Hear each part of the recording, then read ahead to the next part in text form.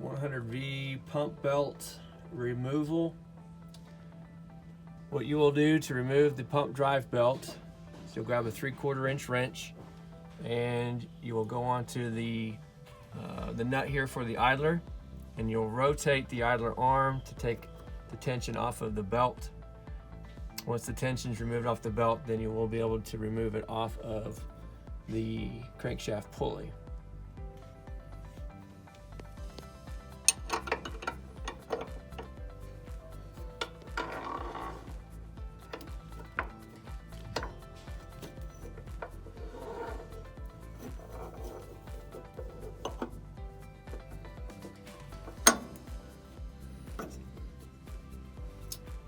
Once the belt's removed, be cautious that the crankshaft pulley or the pump drive belt pulley may slide down further off the crankshaft because it may be loose or tight.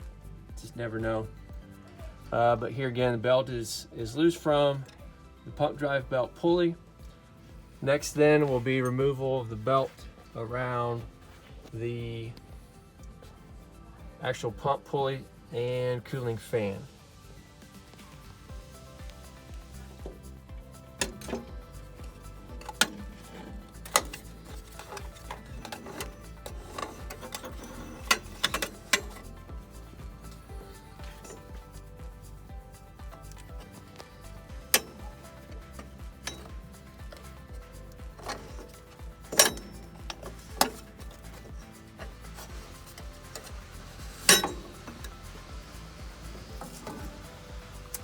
Now belt is removed.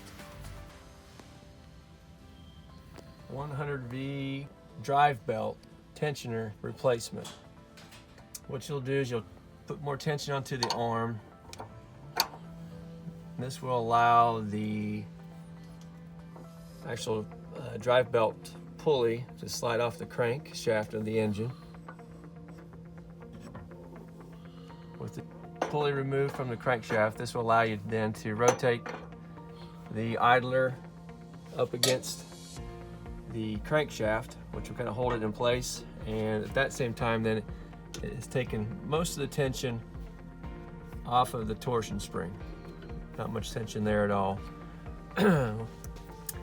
Once that tension is removed, or the idler swung back to the crankshaft, you'll remove your idler arm bolt. You will reach around to the top of the frame where the nut is, and then you'll remove the bolt from the bottom side.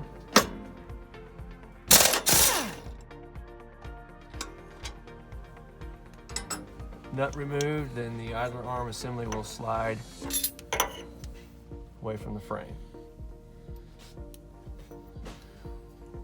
Go ahead and leave this bracket in place. It'll stay there without any trouble of reinstallation. At this point, you'll be able to replace this idler if you need to. And if by chance there's the pedestal and some bushings in the arm as well, over time by chance you may need to replace these bushings or the idler arm assembly or the spring. So this is all to be done through that same process. So reinstalling, you got your idler replaced or your bushings replaced. Go ahead and have those fully assembled, and now you're able to go back up into the framework.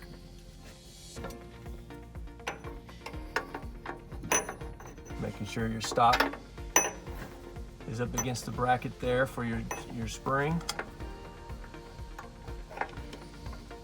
This is where you might have to apply some tension to the arm to get the bolt to line up through the bolt hole. Once you've got the bolt up through the frame and the arm in place, now you'll be able to tighten the nut from the top side. And once you kind of get the nut kind of hand tightened and secured, you will then be able just to take your air gun and tighten the bolt head.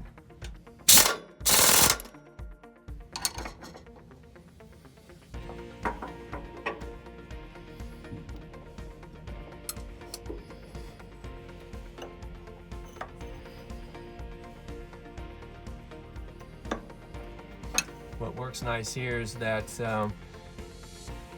this pulley is going to be pretty loose on the crankshaft, so it may want to keep sliding down on you.